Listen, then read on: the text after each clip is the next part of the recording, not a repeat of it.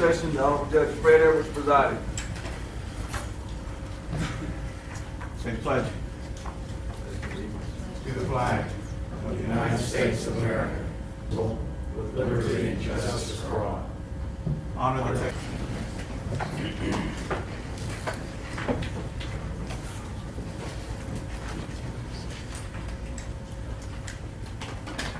All right, cause number 1204-4203, State of Texas versus Verna Deanne McLean. I believe that this is the state's motion for no bond hearing, is that correct?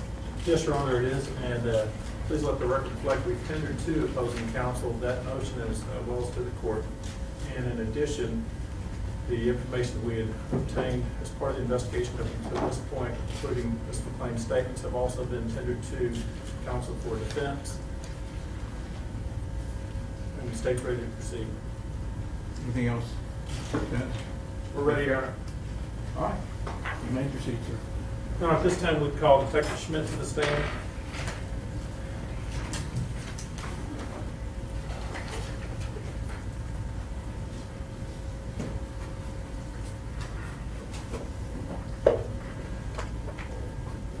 Raise your right hand. Swear to tell the truth, nothing but the truth, this matter, so help you God. Steve, could you state your name and spell it, please?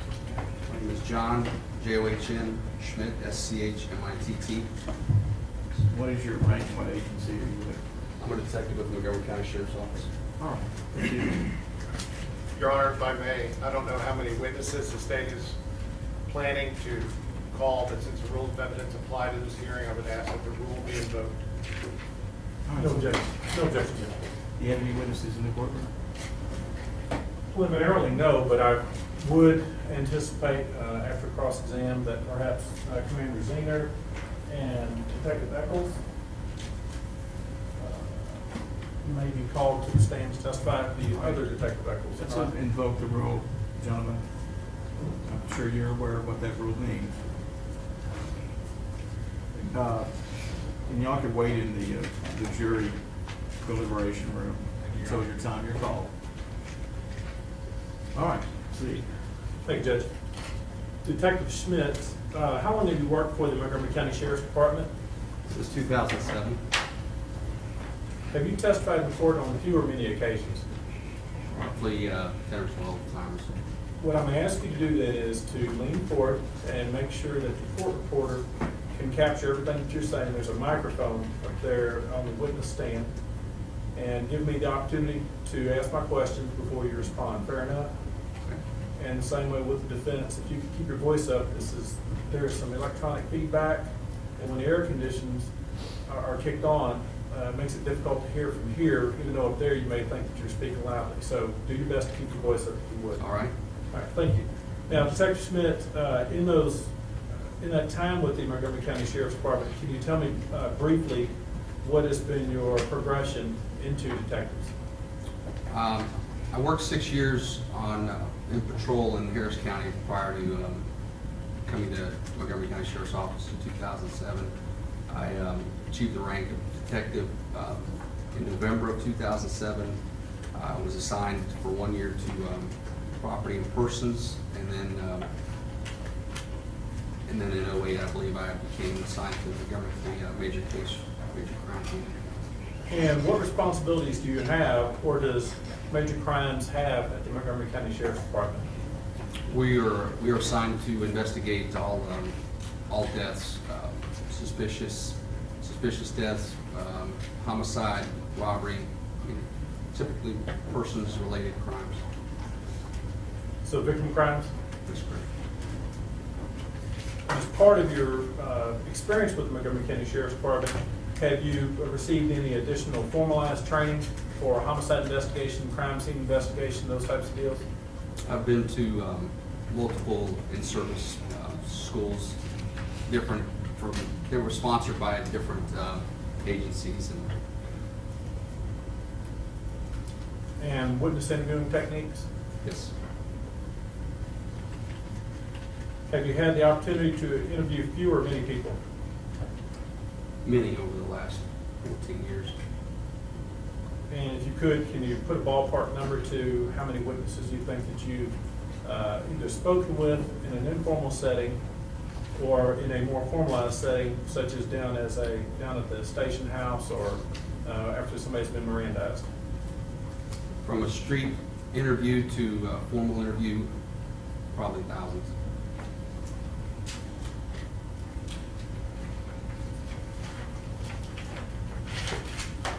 And what classification of T-close have you obtained, master, intermediate? Master. And is master peace officer the highest acknowledgement from the state in Yes. regards to your licensing? Yes.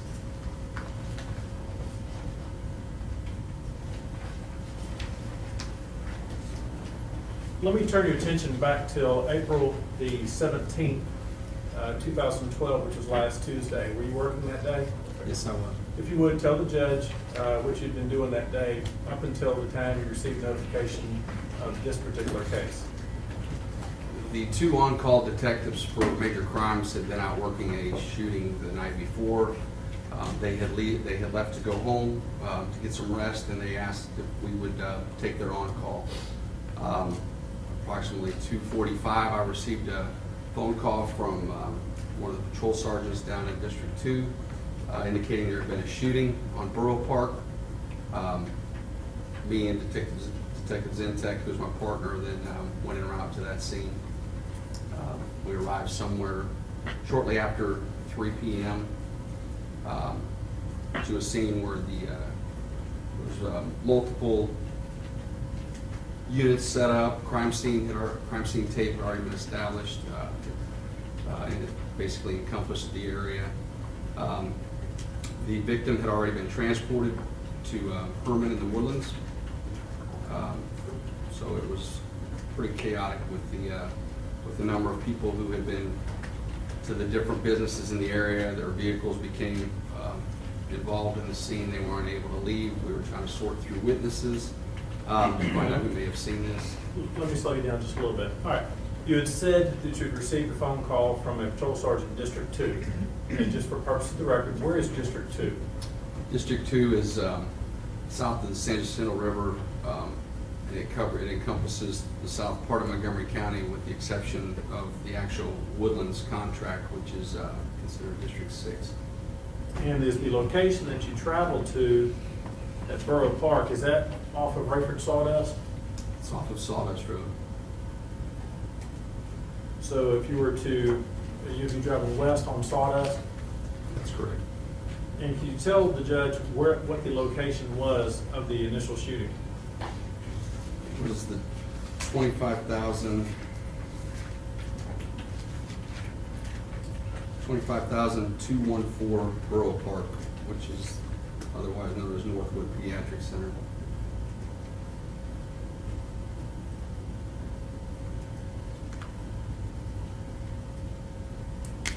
And is the pediatric center a part of a chain of other buildings, or is it a standalone building, if you recall? I believe it's a standalone. Yeah, it's a standalone building. There are other shopping strips nearby. So if the parking lot for the pediatric center would be oriented to the west of the pediatric center, West of the front entrance to the pediatric center. and is there another parking lot to the north, immediately to the north of the pediatric Yes. center? Yes, And then across the street, there's a chain of small businesses or storefronts. Is that correct? that's correct. And then close, even further north of that parking lot is a set of apartment complexes, if I recall. Correct. Now, when you got to the scene, what did you believe to be the location of the shooting itself? On the west parking lot or the north parking lot? It was northwest of the entrance, was the victim's truck, which we believe to be where the offense occurred. And do you recall what the victim was driving? It was a maroon Ford X-150 extended cab. F-150, I'm sorry. All right, so after you arrived shortly after 3 o'clock, And what is the first thing that you did? Once we learned that the victim had been transported, Objection, non-responsive, Your Honor. I don't know, he hasn't finished his answer yet. Go ahead and answer the question. we learned from patrol deputies on the scene that there had been a kidnapping. Objection, hearsay, Your Honor. Overruled. That the victim's child had been abducted. Our first priority was to get the information on the suspect vehicle and the suspect description, to get that aired to law enforcement in the area, to get an attempt to locate Bolo, be on the lookout for, so that officers in the surrounding area would have an idea of what we were working with and what we were looking for. So that was our primary responsibility when we got there, was to gather information. And then that encompassed speaking to the witnesses that were on the scene. And I think then the attempt to locate was aired, and then All right, well, let me stop you there. Were you able to obtain a vehicle description? yes, And what was the vehicle description? it was a newer model, anywhere from a light powder type teal, possibly a Lexus or Scion, tinted windows, traveling north from that location was our initial information for the suspect vehicle. When we say powder type, is that, what Light. shade would that be? Light blue is the information, light blue as well. Like the Oilers Lovely Blue, the old powder blue, Columbia blue? That's powder blue was what we had, so your interpretation of that, Okay. Do you know whether a two-door or a four-door? a four-door vehicle. And did you have a witness descriptions as to who may have been involved in the shooting and the kidnapping? We did. The trooper that was one of the first responding deputies on the scene, officers on the scene, actually spoke to the victim prior to being transported. The information he provided that Miss Golden gave to him was that it was a black female wearing blue jeans and a gray long sleeve shirt.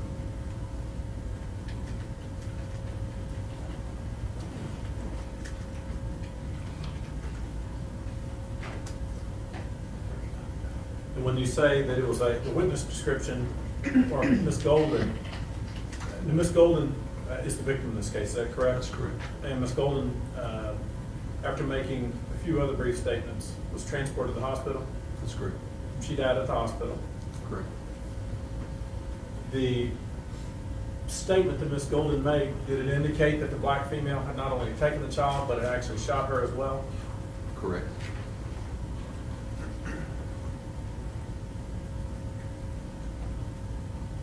So at this point, we're looking for a Lexus or a Scion, a powder blue or a lighter colored blue four-door sedan, and with a black female that had kidnapped a child and had shot her. Is that correct?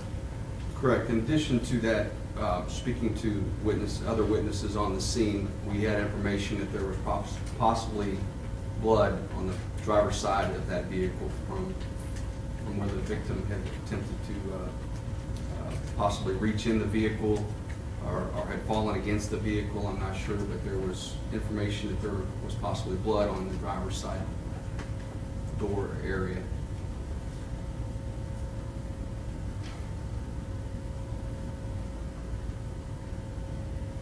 How quickly, by the time you arrived, you told the court that was about what time? It was shortly after 3. I'm not exactly sure right now.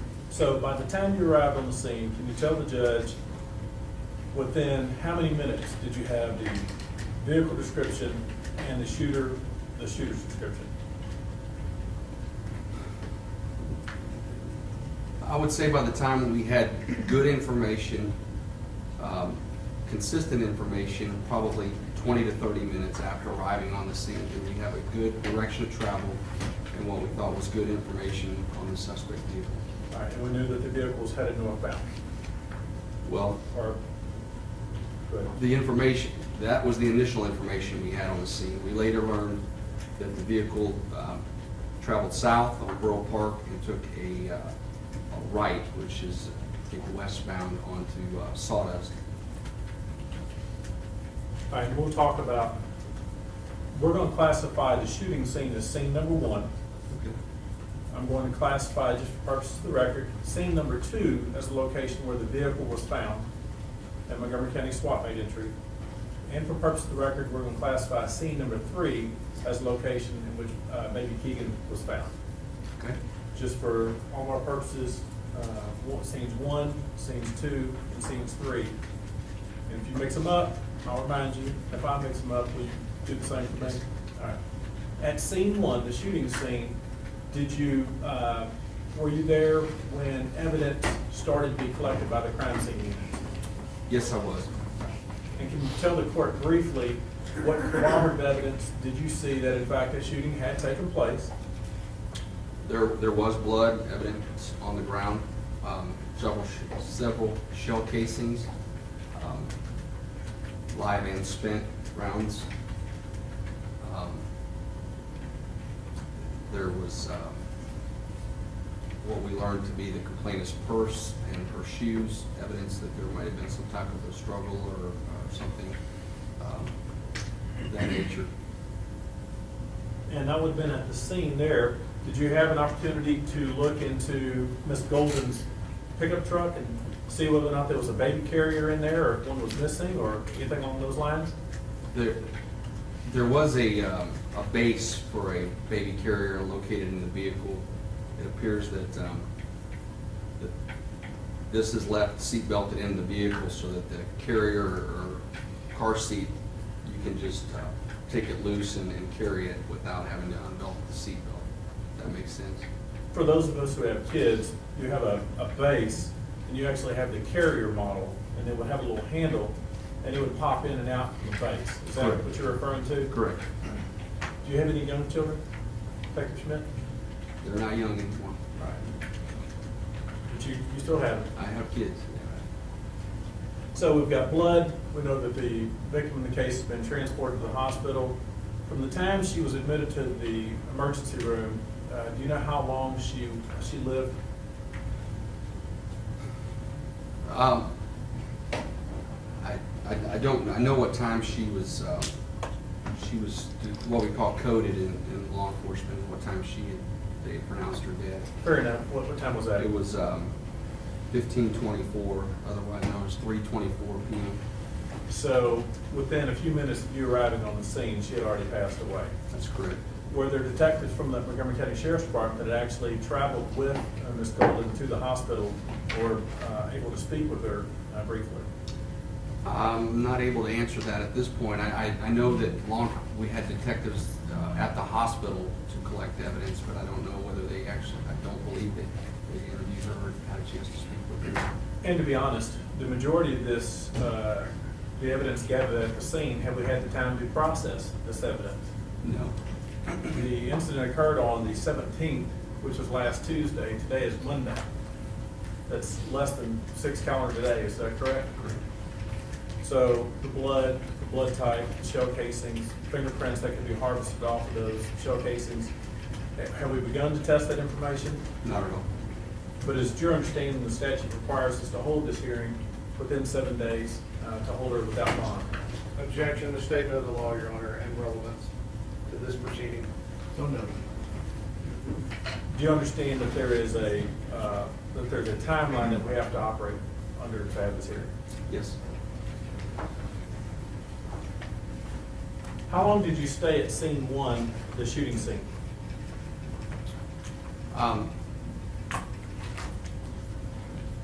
So sometime after 4, I was there probably another 30 to 45 minutes after I learned that the victim had passed.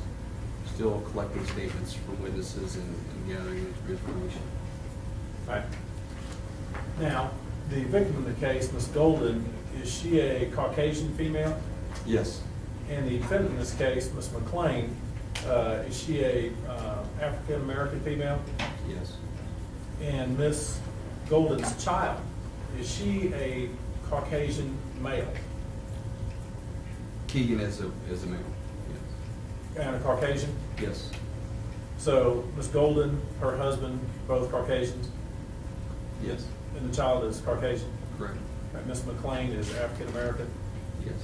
Can you tell the court how old baby Keegan was at the time he was viciously kidnapped? 3 days. Pardon me? 3 days? Child was 3 days old. Were you aware at the time whether or not baby Keegan had any physical infirmities or any other things that would require special medical attention? This was just a follow-up from the birth, was the reason that they were at the pediatric center that day. It was just then a follow-up visit. But we don't know at the time whether or not the baby's being breastfed, bottle fed, if it's on some other type of regimen. Take a child like this, would that subject the child to imminent danger that it would die as well? That's correct. In this period of time, what is the number one goal of law enforcement during this investigation? Recover the child. I mean, that's our number one goal at this point in the investigation, is to recover the child. Is it based upon your training and experience that after a certain amount of time that the window tends to shut on us as far as recovery efforts are concerned? That's correct. And what would be that time period? Well, obviously, once the media attention comes to the likelihood of them getting rid of the child increases the further out. So I don't know the exact window, but it's just our primary responsibility is just to, as soon as possible, recover the child. So I don't know in hours what you're looking for as far as that goes. So essentially, you've got two parallel things going on. You've got a crime scene investigation as well as the pursuit for the recovery of baby Keegan. Would that be correct? Correct. When you left scene number one, in summary fashion, can you tell the judge what information that you had obtained from the witnesses in a summary fashion? Vehicle description, suspect description. We knew there was a 3-day-old baby. What else? Your Honor, I'm just going to object to ask and answer it at this point. Well, I'll let him do this as summary. Go ahead. And stick to the high point. Perfect. We're not trying to dwell on it. Information, I related information that one of our detectives had located what they believed to be the suspect vehicle at the Fawn Ridge Apartments. That after they had spoke to neighbors in the area, that the suspect description matched the person belonging to this, or the vehicle belonging to this person, matched the description of who we were looking for. It appeared that there was some type of a red blood. Now, I'm talking about before you leave scene number one. Okay. Did you find as part of your, did you leave scene one because you had found, received information that the vehicle matching the description had been discovered? Yes. And who relayed that information to you? My partner, Detective Zintake, advised me that a detective was canvassing the area and located that vehicle. And is that detective's name Melanie Wood? Who located the vehicle? Yes. And is Melanie Wood also in the major offenders portion of the sheriff's department? She's not assigned to our particular unit, but she is assigned to our CID as a person's detective. And you and I know the vernacular, but CID stands for? Criminal Investigations Division. And Melanie is an experienced detective, to say the least. Yes. So based upon something within her mind, she goes to a location called the Fawn Ridge Apartments. Is that correct? Correct. And what does she do there? She canvasses it? From my understanding, in her scope of canvass in the area, she locates what she believes to be a good vehicle description, or from the vehicle description that was put out, what she believed to be possibly the suspect vehicle. She spoke to some of the residents in that complex and learned that the owner of that vehicle fit the description of who we were looking for. So she called for units to set up a loose perimeter at that point to gather some more information, and that's the information that I have right now regarding how she initially located it. So Detective Wood finds a powder blue Lexus, 4-door, with what appears to be blood on the driver's side door. Correct. And is there a dent on the door as well? Yes, there is. Did it appear as if signs of forced entry had been made into the Lexus, or that it was actually locked? It was locked. Did it appear upon your inspection afterwards that that vehicle had been tampered with or broken into, perhaps as if somebody else had stolen it? Did not appear to be. And in fact, did Ms. McLean have possession of the keys to that vehicle? I believe she did. So how long, if we know that Ms. Golden passes away at 3:24, when was it that Montgomery County Sheriff Detective Melanie Wood discovers the vehicle? 10 minutes? It's roughly 45 minutes. Again, I mean, we have not had a chance to sit down as a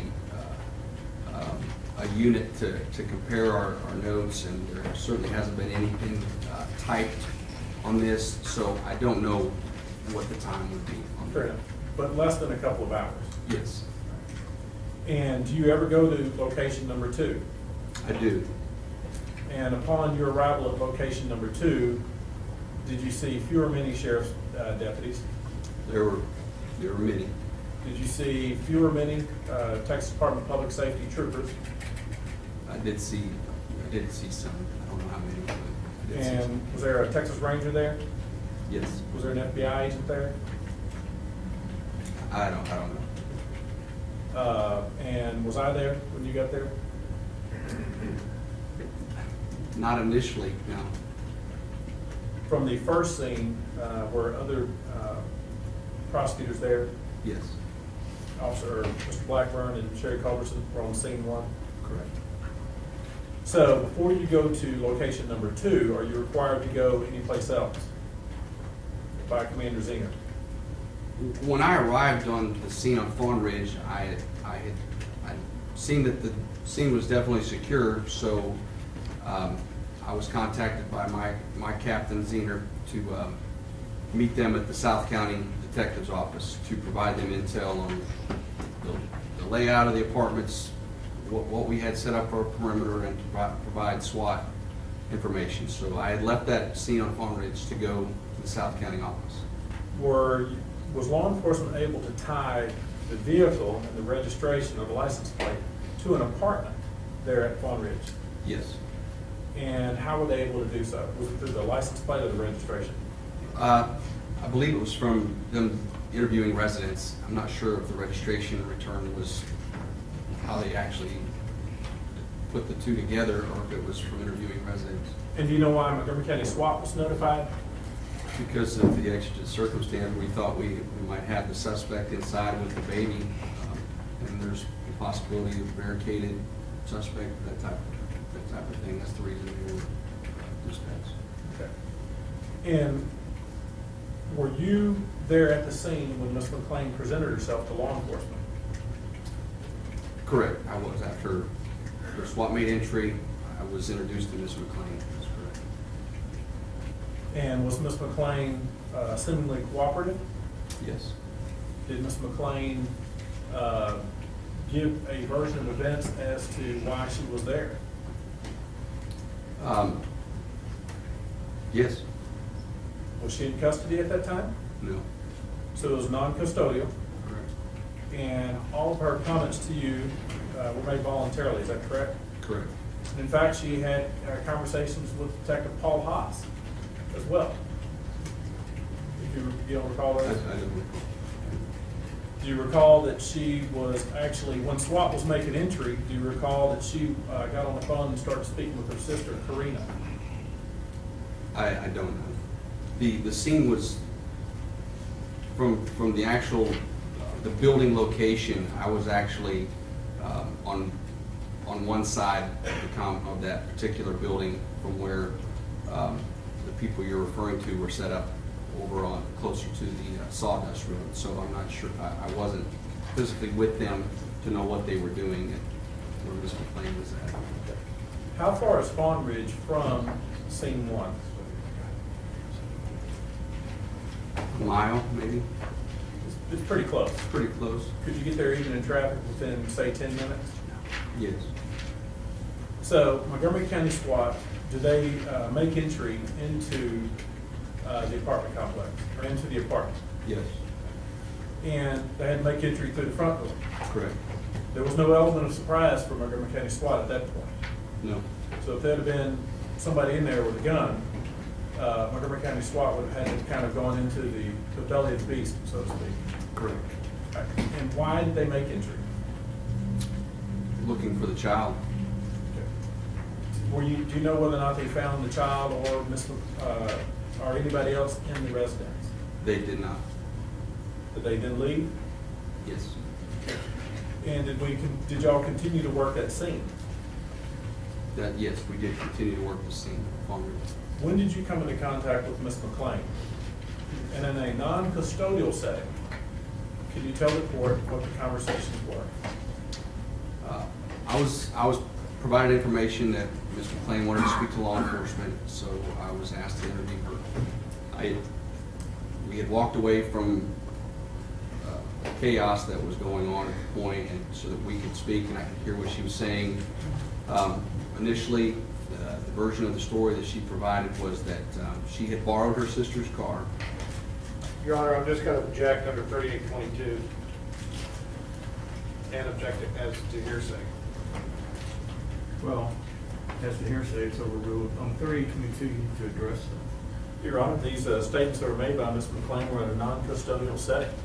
She was not in custody. As a matter of fact, at this point, she was not even a suspect. She presents herself as a witness to law enforcement. And so at that point, it doesn't apply. I agree. Go ahead.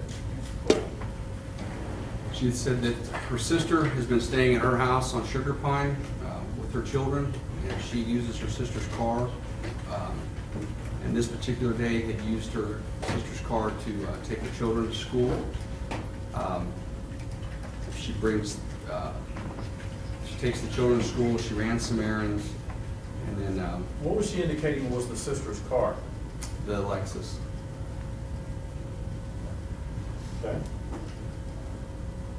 So then she returns to the apartments. I'm just trying to. So after that, she just goes over to her sister's house. I believe was the very first interview we had on audio at the scene was. Well, before we get to the custodial interrogation, let's talk about just the statement she gave as a witness. Did she indicate that she had seen the incident on TV? She did not see the scene.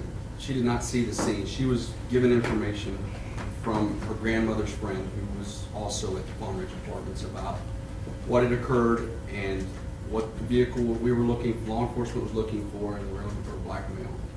And at that point, or black female, excuse me. And at that point, she had asked them. Let me back up because it's going to get confusing. She had taken her kids to school, and then she returns to to get her vehicle, which is the Expedition. She had gone to scene number 3 to get her Expedition, or was it at scene 2? I believe I'm not sure exactly the first interview. I would have to go over that again for her sequence of events. Is it fair to say that the story kept changing? Yes, that's why it's confusing. I mean, I'm trying to keep the different interviews straight with what she told me the first time versus the second time. So I would. Physically, how did she appear there on the scene of Palm Ridge? Was she wearing jeans? No, she was wearing some type of a dark colored, tight-fitting spandex type pant. All right, and was she wearing a gray shirt? No. And did she have her hair pulled up in a net or in a scarf? Yes. So what we're looking for is a black female wearing jeans and a gray shirt. And is there a description as to the hair? I don't recall the hair description at that point. But Ms. McClain, as she presented herself to us, was in a pair of shorts and a shirt. The spandex were long pants, but yeah, it was different. It was a different description from what we were looking for. And her hair was tied up in a brown and white scarf. I don't remember the color, gold and black or something. Yeah, there was a scarf on her head. I don't remember the exact color. Okay. And did she appear as somebody that was as excited, like that had just shot somebody multiple times? She did not appear. At that point, was she able to have a rational conversation with you? Yes. Did she appear to be under any type of mental duress? No. Did she speak in complete sentences? Yes. Did she appear overly nervous or concerned? No. Did she indicate to you that she was on some type of medication? No. As part of your conversation, did you find that she herself had children? Yes, I did. And did she indicate to you that those children went to the pediatric center at some time? She told me that her children have been treated at that pediatric center before. As well as her sister's children? Do you recall that? I don't recall that. And how old are her children, if you know? I believe she said 16, 10, and I think 6, 6. I believe. When did you find out what her profession was? During the initial interview with her, she told me that she worked, I think, in nursing or pediatrics or something like that. Can you keep your voice up? You're fading a little bit. The initial interview with her, I believe she had notified me at that point she worked as a nurse or in pediatrics or something like that. As an LVN or an RN? I don't recall specifically in that interview. When her stories, did her stories ever grow inconsistent? Yes. So once SWAT makes entry, we see the vehicle with blood on it, the dent on the side. What other type of evidence were y'all able to discern from the scene that started making you feel that Ms. McClain was somehow involved? Well, while I was doing the interview with Ms. McClain, I received a phone call from my captain indicating that they had located the baby at the Sugar Pine location. That would be scene number 3. Scene number 3. When you say your captain, is that Captain Captain Zeman? Zeman. He's also tasked with being the commander of the SWAT team. Correct. So did you get notice that the baby is at scene number 3? Correct. And do you and Ms. McClain then have conversations about the baby? That's when the story, she had problems with the consistency of her story at that point. Was she in custody at that point? No. Was she just still speaking voluntarily? Yes.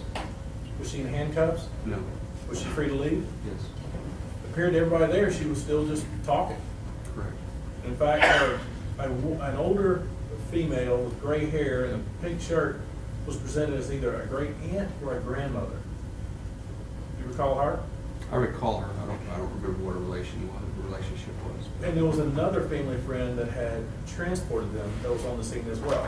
Objection, leading, Your Honor. Sustain. Were there any other people there at the scene with her? Yes.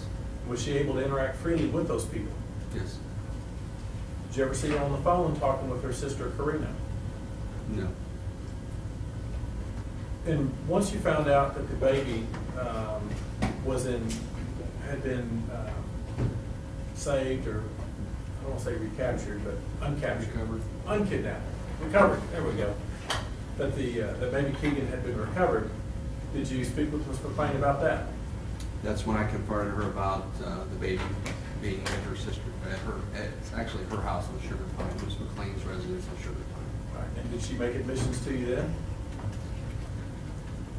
Well, her story was that after returning to the apartment on Fawn Ridge with the Lexus, she went to the apartment and located the baby on the front steps.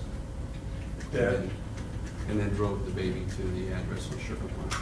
All right. So the whole time that everybody's looking for this baby, Ms. McClain is aware that she had actually recovered the baby. Correct. And so her first statement to you is, and she's still not in custody, is that correct? That's correct. Still free to leave. And at that point, Ms. McClain tells you that, like Moses, this baby had been recovered on the front doorstep. Correct.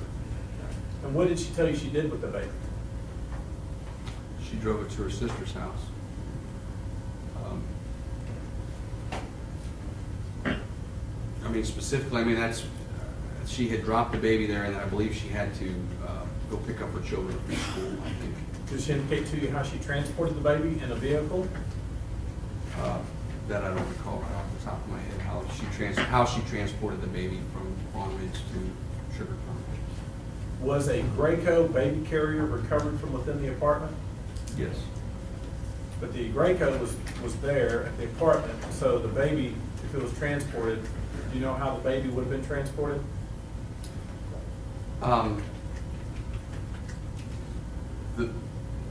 Like I said, the first interview, I'm not sure if she had told me about Miss Fisher, Barbara Fisher, picking her up from the apartments at this point, or if it was later after I confronted her about the baby being on the stairs. I mean, I'm sorry, at the Sugar Pine location. So I'm not sure if she told me that in the initial interview or not about Miss Fisher transporting her. And at the scene, after the search warrant was executed, were they able to discover a cricket phone or a mobile phone that had blood on it? In the Fawn Ridge apartment.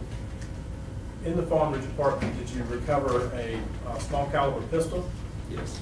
And can you tell the court what kind of pistol it was? It was a Taurus 380. A Taurus, Taurus, .380. Correct. It says a semi-automatic handgun. Yes. And does it shoot a special or a certain caliber of ammo? 380 caliber ammo. At scene one, were you there when crime scene investigators were harvesting or collecting shell casings? Yes. And can you tell the court what kind of shell casings those were? There were 380 caliber shell casings. And do you recall how many shell casings were recovered there at the scene? I had left there before the crime scene was complete, so I don't know exactly how many were recovered. Is it fair to say there were multiple shell casings? Yes. It appears as if the majority of those shell casings had in fact been fired. The bullet was not in them. That's my understanding. So we have a 380, we have multiple 380 casings at scene one where the shooting of Miss Golden takes place, or the murder of Miss Golden takes place, correct? Correct. And then we have a 380 Taurus recovered at the apartment, is that correct? Correct. Right. Did you later learn that once entry was made into the Lexus that there was a shell casing in the Lexus? Yes. And what caliber is it? It's a 380. And the statements from Miss Golden before she died were that she was getting shot by the black female She had been shot by a black female. as she was trying to retrieve her child. Yeah, I mean, I don't know if that's what she said to the trooper, but that's the information she relayed, that she was shot by a black female. I don't know if she told the trooper it was when she was trying to recover her child. That's witness information. Fair enough. Regardless if she said it or not, we know that Miss Golden lunged into the vehicle. Correct. We know that's where the dent came from. Right. We know that that's her blood, or we believe that's her blood on the door. Correct. We also know that the driver was the one shooting her point blank. Objection, Your Honor. At this point, the state is leading, is actually testifying. I'll straighten up, Judge. Did it appear from the physical evidence there at the scene, the way that the shell casings were, and the shell casings in the vehicle, that the black female was shooting Miss Golden at a close range? Yes. In fact, was it those gunshot wounds that caused the death of Kayla Golden? Your Honor, I'm going to object at this point. This is not the right person to be testifying as to the cause of death. I agree. Back to the scene, when your interview with Miss McClain, did Miss McClain indicate to you that she had provided any medical care or attention to baby Keegan? I don't recall that being any part of our interview, whether she provided any type of medical or fed the As child. part of the search warrant, did y'all recover any baby bottles, any diapers, anything that would indicate that Miss McClain had provided any care towards baby Keegan? None of those items were recovered. Did you, after the inconsistencies and after Ms. McClain tells you that she had taken this child from the apartment complex and it somehow been transported to scene number 3 off of 1960, at what point do you decide to take her into custody or detain her for further questioning? During the interview, when she was having a difficult time with how the child ended up on the steps at the apartment there. When you say a difficult time explaining it? Difficult time explaining, yeah, how she returned home and just found this baby in a carrier on the front porch. Did she act surprised that there was a little Caucasian baby on the front doorstep? It was, I couldn't tell in her voice if she was surprised. She just provided that information. So when I confronted her about the baby, she advised me then that she didn't want to talk anymore. All right. Did she ask for an attorney? No. And so what did you do at that point? At that point, I provided her a Miranda warning and advised her that I was going to be detaining her until we could further investigate how the circumstances. And where did you house her? One of the deputies patrol units on the scene, she was then detained in the back seat. When you say you Mirandized her, are those the warnings that are customarily given to a person in custody? Correct. And do you have a Miranda card that you use? Typically, but I didn't have one that day. And did you go through the Miranda rights with her? Yes. And did she indicate that she understood what her rights were? Yes. And did she waive those rights? Yes. Did you, when you Mirandized her, did you do that orally or in writing? Oral?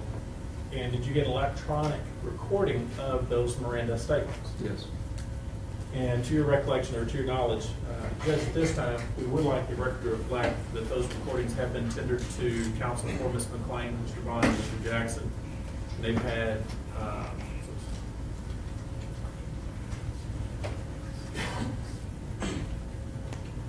we've tendered to them the statements that were obtained from Ms. McClain there at the scene from the original interview in the patrol vehicle. Your Honor, actually, what I have is a copy of the Statement. custodial interview at the station. I do not have that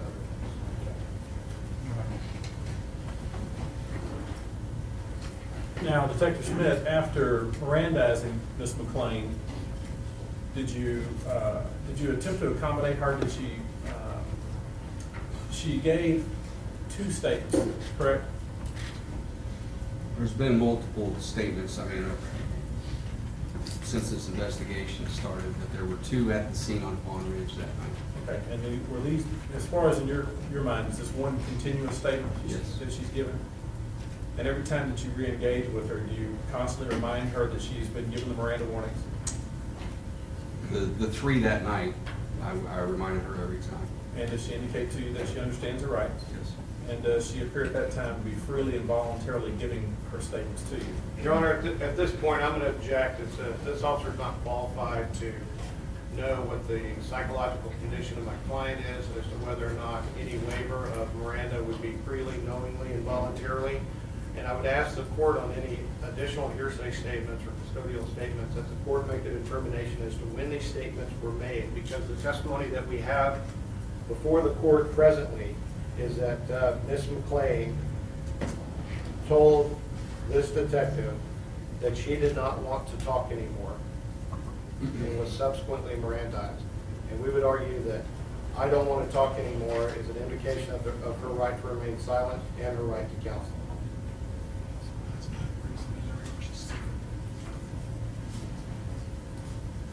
Your response? The response is simple, Judge. In regards to us establishing whether or not the statements that Ms. McClain gave indicate that she is in fact the shooter and has confessed as to being the shooter, and corroborating the evidence that she gave us as part of her statement through the search warrants and the follow-up investigation, the voluntariness of the statement is being presumed based upon the fact that she's in custody at this point. She has been given the Miranda warnings. The detective has testified to those warnings, and from there is where we get the additional information from Ms. McClain. I know, but we're at a juncture here where there is no motion to suppress or to file.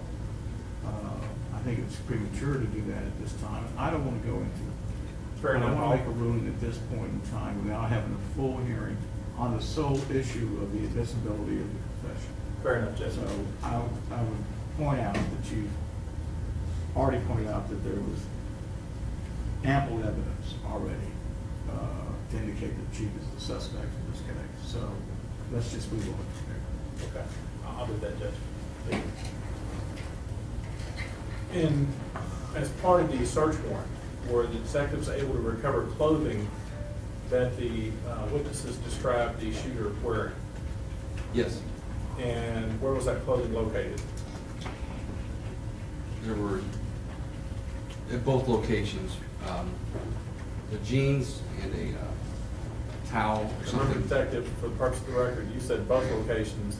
Scene 1 is the shooting location. Scene 2 is Fawn Ridge, where the SWAT made entry. And Scene 3 is where the baby was recovered. So when you say at both locations, could you, for the purpose of the record, let's keep it clean, where was clothing recovered?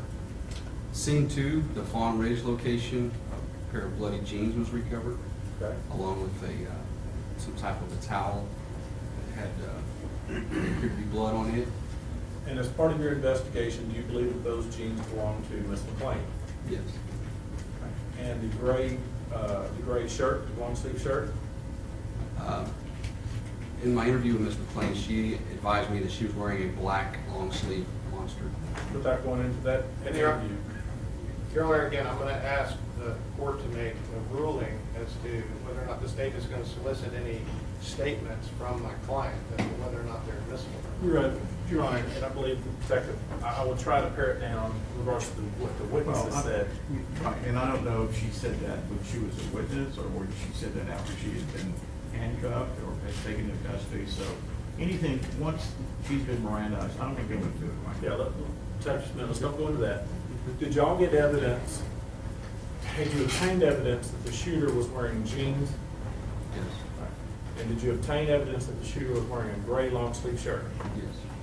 Were jeans believed to be that of Ms. McClain recovered at Scene 2 at Fawn Ridge? Yes. And were they bloody? Yes. When you spoke with Ms. McClain, did she appear to have suffered any injuries? No. Anything consistent with copious amounts of blood? No. When y'all recovered the cricket phone or the cell phone, did it have blood on it? It appeared to be blood, yes. And once again, anything on Ms. McClain that would make you think that that was her blood? No. Right? And the gray shirt, where was the gray shirt recovered? There was a dark colored shirt recovered at Scene 3, which was the Sugar Pine location. And was Ms. McClain's sister there? Yes, on Sugar Right. Pine. And her name is Karina, is that correct? Correct. Right. And who did Karina tell you that that shirt belonged to? Your Honor, I'm going to object as to hearsay. Overruled. Please check. Vernon. Your Honor, and again, I'm going to object under the confrontation clause. That at this point, we've got an out-of-court statement that is accusing my client of being involved in this. So noted. Can I have a ruling, Your Honor? Your objection is noted and overruled. Thank you, Judge. The sister of Vernon McClain, does she in fact show y'all or show the detectives at scene number 3 where the gray shirt is? The shirt was recovered. There were other detectives on that scene, and they advised me later that there was evidence recovered. And when they provided that to me, it was a dark colored long sleeve shirt, which was consistent with what Ms. McClain had told me she was wearing. Was it consistent with what other witnesses had indicated that the shooter was wearing? Yes. Did it have blood on it? I don't know the answer to that. It's a dark colored shirt. None of that crime scene processing has been covered. So And it's Ms. McClain's sister, Karina, that tells detectives that that's the shirt that McClain was wearing. again, I wasn't there. I didn't interview Karina at that Fair scene. enough, fair enough.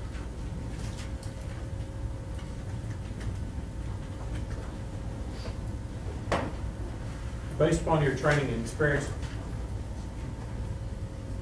were anything in your observations make you believe, prior to interviewing her under custodial interrogation, just in your normal interaction with her, was there anything in there that made you believe that that Ms. McClain did not understand what was going on?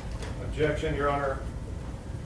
I don't believe that this witness is qualified to give testimony before the court as to the issue of what is going on in my client's mind.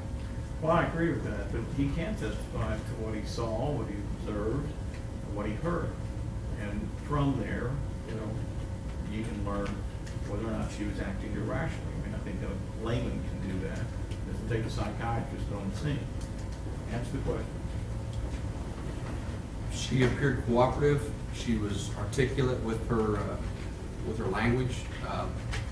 There wasn't anything that was evident to me that she was having a problem with putting together the story until we confronted her on the baby. So I mean, she appeared to be, to me, competent and able to answer the questions correct. I mean, that I was asking her. Now, you're aware that in Texas, to file charges of capital murder, that there has to be a felony committed in the course of the commission of committing a murder. Is that correct? Correct. Based upon your training and experience, do you believe that an aggravated kidnapping is a felony? Yes. And do you believe that we had the murder of Kayla Golden? Yes.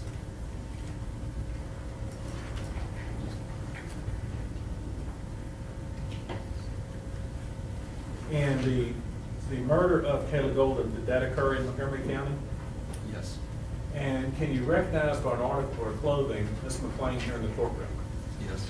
And if you would, please do so for the record. She's wearing the pink and white jumpsuit. All right, and if you would, go ahead and point her out. So at this time, Detective Schmidt, Your Honor, we had asked that the record reflect that Detective Schmidt has identified Ms. McClain as the person that was taken into custody for capital murder charges against Kayla Golden. So noted. Your Honor, we pass the word. May I proceed, Your Honor? You may. You've been a certified police officer. Since '97. And where did you, and how long have you been with the Sheriff's Department?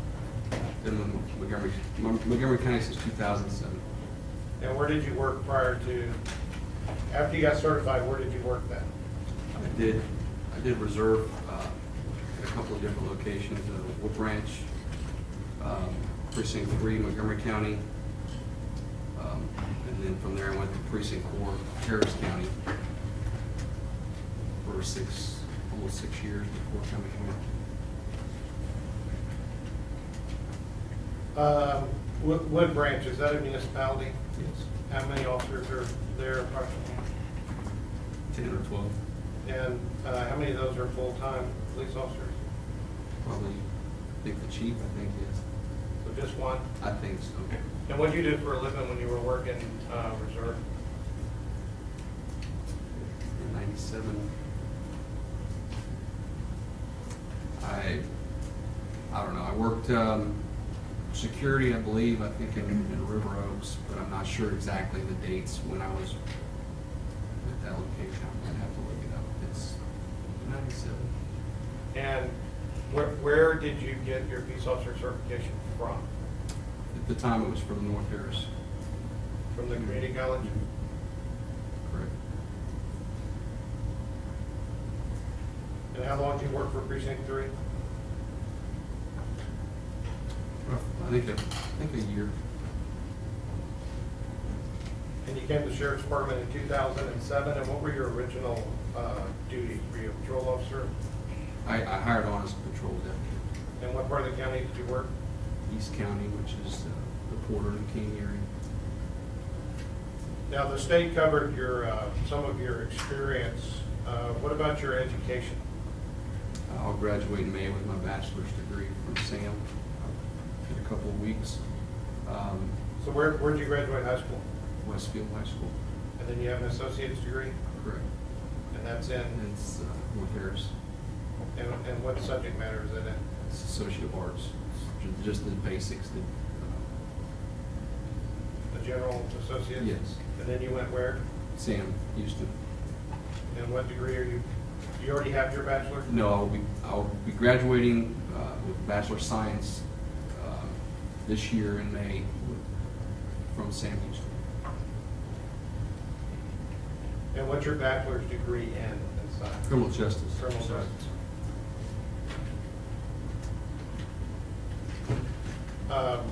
So you're not a psychologist? No. Right? Not a psychiatrist? No. Do you have any specialized training in mental health?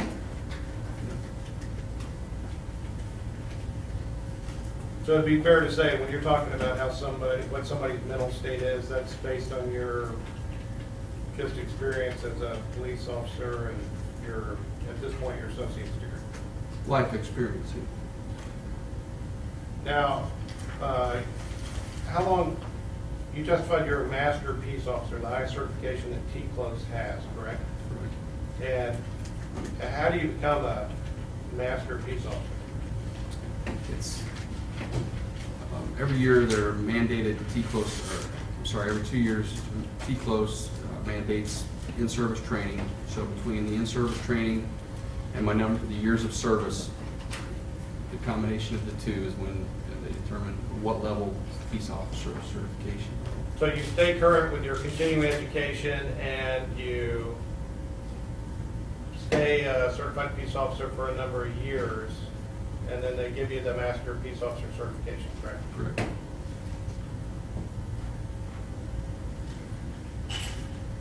So it's not kind of some special,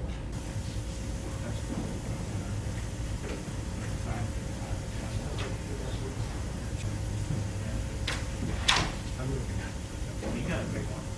I'm gonna give you all this.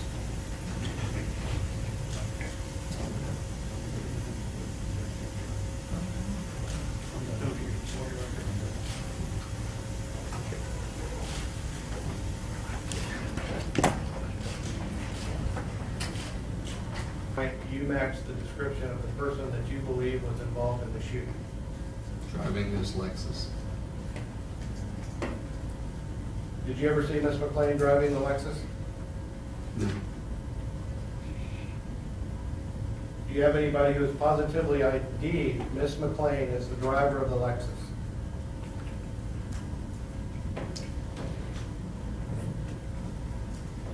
The investigation is still ongoing. So at this point, do you have anybody who has positively identified Miss McLean, my client, as the driver of the Lexus? No.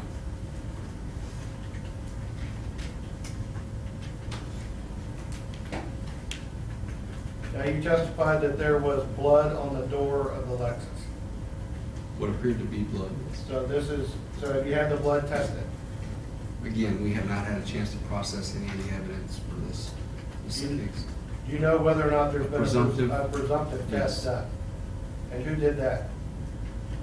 I believe it was crime scene investigator Slusher, I believe.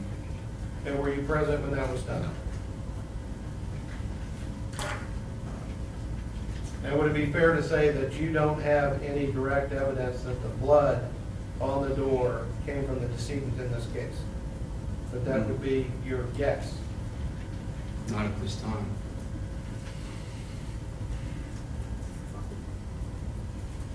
Now, you testified before that Miss McLean had the keys to the Lexus. Yes. When did you take the keys to the Lexus from her? No. Did she have the keys to the Lexus in her possession when you were interviewing her? I would have to consult the other detectives to find out who actually got the keys. That was information that was provided to me. Like I said, we have 3 scenes. We haven't collectively sat down with all the investigators. So that information was given to me by another detective, and I would not be able to provide that information about who got the keys. Do you know how many keys there are to this blue Lexus? No, So there could be 20 keys, correct? I guess. Do you know whether or not Miss McLean's sister had a set of keys to the blue Lexus? I don't know. Do you know about any of the other family members that might have had keys to the blue Lexus? I don't know. Any other boyfriends or cousins or relatives? I don't know. You're not trying to tell the court that based on the fact that you believe, based on something a detective might know, that my client might have had a key to the blue Lexus, that she's the shooter because of that, right? No.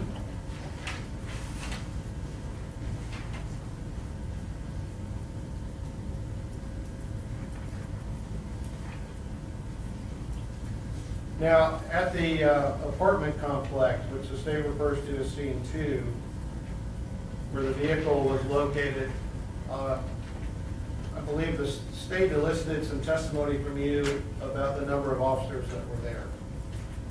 With being many? or something like that. Yes.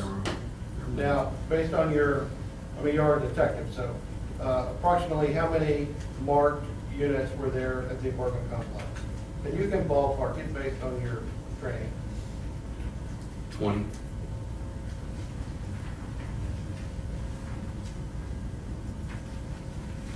Twenty marked units. Roughly. How many unmarked units? Probably 5 or so.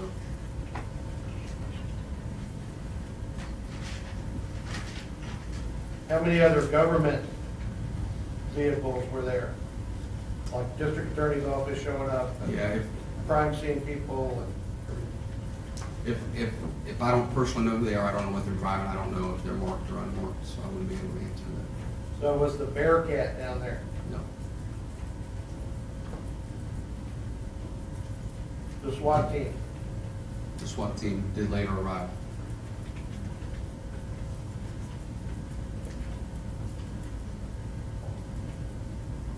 And when you Mirandized Miss McLean, was this before or after the SWAT team had busted in the door? After. And do you know, just very quickly, about approximately how many SWAT people showed up? Probably 8 or so, I'm not sure exactly. Roughly. So would it be fair to say at this point, there's 35 to 40 law enforcement people at the scene? Yes, I mean, at some point, there's probably that many, yes. Well, I'm talking about at the point of the execution of the search warrant. I mean, the execution, the entry into the apartment complex, there's 35 to 40 police officers, right? I wouldn't be able to answer that. From my vantage point on the building, I don't know how many there were a lot. But we got about 20 marked police units, we've got 5 unmarked, we've got SWAT. We have FTOs who are training other officers, like I said, so that's why we wouldn't be able to tell you exactly how many there are. But yeah, there were a lot of officers. And how many agencies approximately?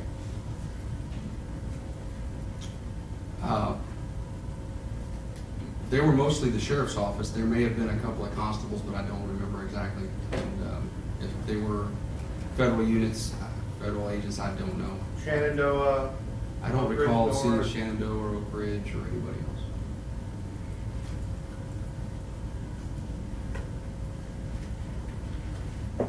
So,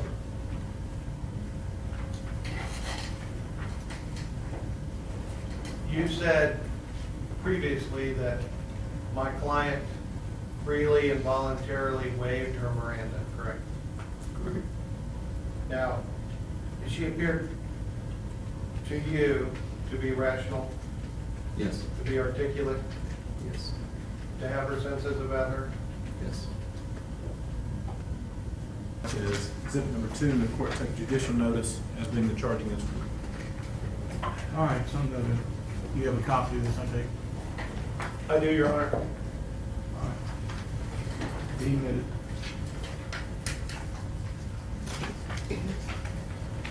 Your Honor, state would rest subject to argument.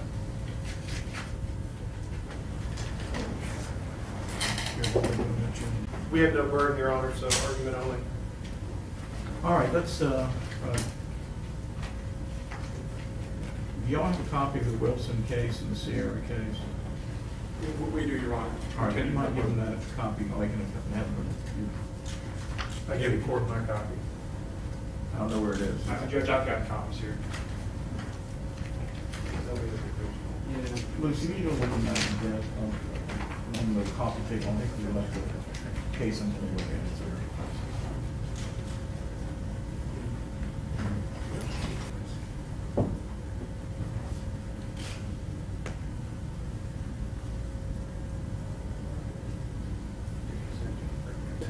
Beginning on Friday, it asked that the court hold Mr. McLean without bond pursuant to the Texas Constitution.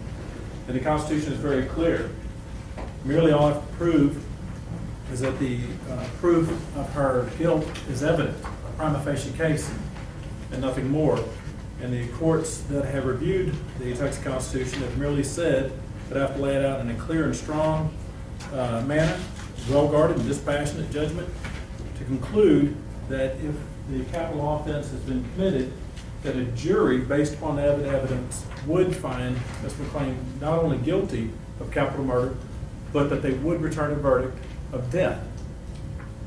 Once again, I have said that I will not prematurely make that decision as this investigation still continues to unfold, but I believe, pursuant to Texas Court of Criminal Appeals of Ex parte Wilson and Ex parte Kibbe, that the state has met its proof. We've proven by prima facie evidence, we've proven by convincing evidence her guilt.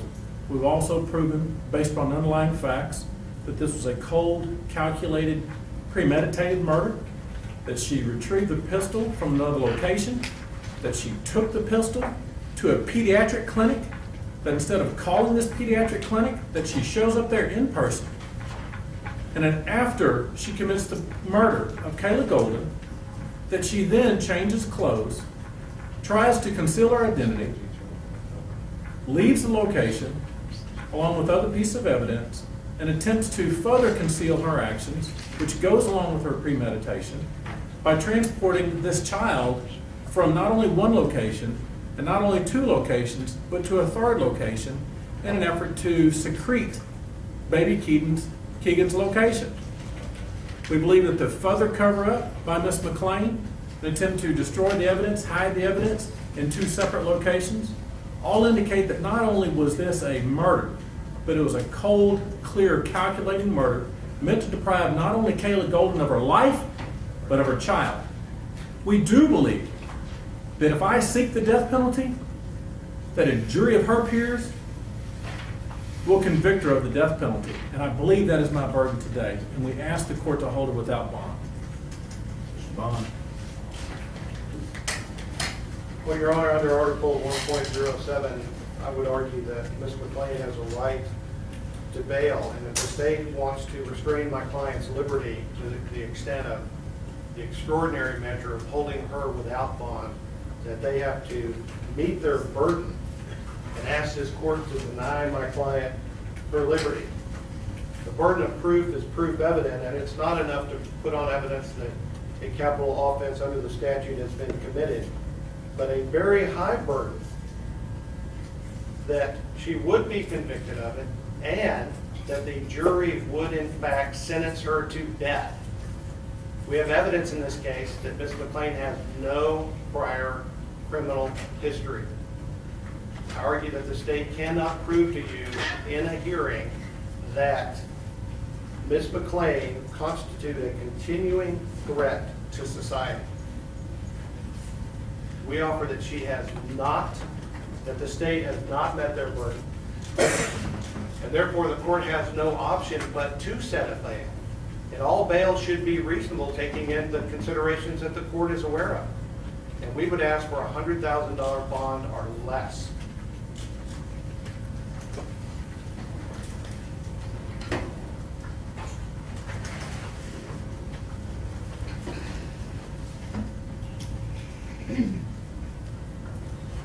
Well, first of all, I've tried numerous capital murder cases where the defendant had no prior criminal history and they were sentenced to death. I don't think that's relevant, and not at this hearing. What's relevant at this hearing is the demonstration of an intentional act of murder, an intentional act of kidnapping, and that all of the evidence leads to your client as being the culprit. Now, whether or not the bloodstains match up, or whether or not there's mitigating factors about psychological stability, are all matters in which we'll take up later in the proper due course of time. But today, the issue before me is simply whether or not it's evident that a capital murder is can be shown to a jury and give a conviction, and whether or not they would come back with a death penalty. I think that the state has met their burden on both of those elements. The violent death of a young mother, apparently from all indications in today's hearing, was done, innocent person, shot. I mean, that's worthy of death. So I think a jury can come back with a death penalty. I think the state has shown their prima facie case. So I'm going to deny bail, and we're going to proceed with this case. You need to file your appropriate motions, and we'll take them up as they're filed. I'm not going to give a trial setting at this time. I think it's too premature. But we will reset you. Let's have a review in 30 days and what motions need to be heard. All right, stand adjourned. All rise.